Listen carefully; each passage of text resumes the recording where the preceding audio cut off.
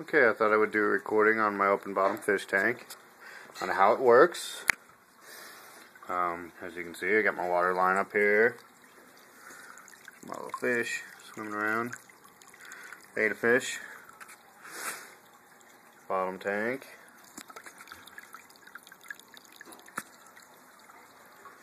Okay, here's the diagram. How this works. You got, and how to build one. Now I think my sides, it's a little weird because I did it by the pieces of glass they had at Lowe's. I designed it and picked out my pieces, but I think this short piece right here, this is a short piece of glass, which is this piece. Piece of glass only extends about an inch into the water level. If you can see it right there, see the edge of the glass there? Okay. I think it's 18 inches.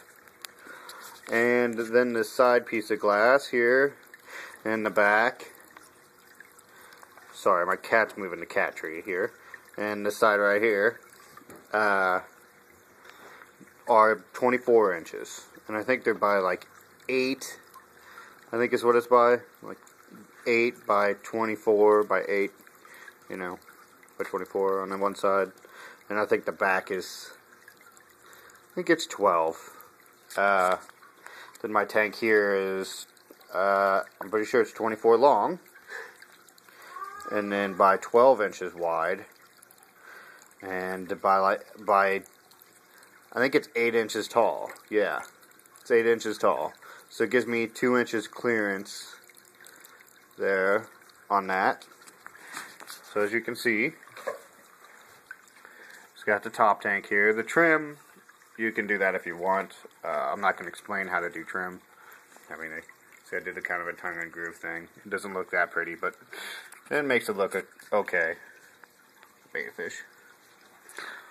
So as you can see, what I've done is, if you can see this little ring up here, which is attached to a suction cup, I took a hose and I connected it to that at the beginning. And I sucked the water out and poured water into here at the same time. Well, not exactly at the same time. I would suck water up until the water level got down to the edge of the glass. Down to that edge there, wherever it is. I don't know that you can really see it, but sorry about my daughter in the background. It got down to the edge down there, and then I would add more water to the bottom tank and suck more up, and the water level rises. If you want to see how the principle works, take a cup and completely submerge it in your sink, and then flip it upside down and slowly pull it out of the water, and you will see how the water rises with the rest of the fish, with the rest of the cup. And same principle, basically you create a vacuum up here, and it sucks the water up. You don't have to worry. When the water line drops below this line right here, it will just let a few bubbles up and equalize itself. So you don't have to worry about evaporation or anything, or when you're changing the water. I honestly wouldn't, when I was changing the water, I would only bring it down to that line there. That way you don't have to mess with filling it up every time and stuff. I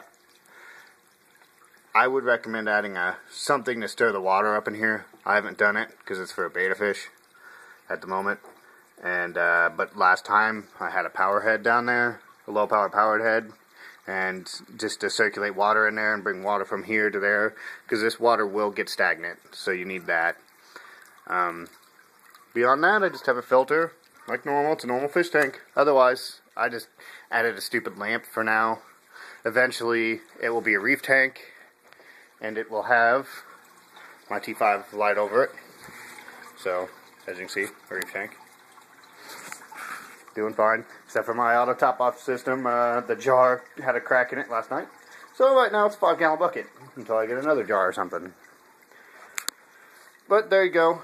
It's my explanation of my open bottom fish tank. Hope you can build one. If you have any questions, oh, it's acrylic. Yeah, you can just message me if you have any questions, but it's acrylic.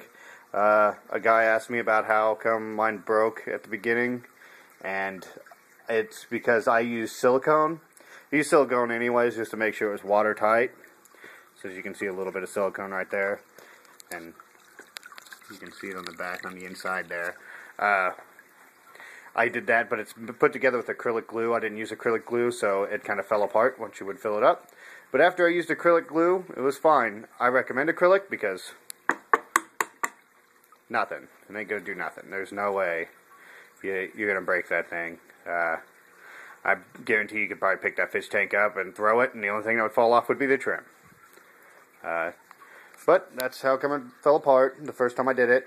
But now it turned out alright. Beta fish seems to be happy in there, swimming around. I don't know where he's at. Oh. Down there in the water. Eventually it'll be a reef tank, and it'll look a lot prettier than it does now.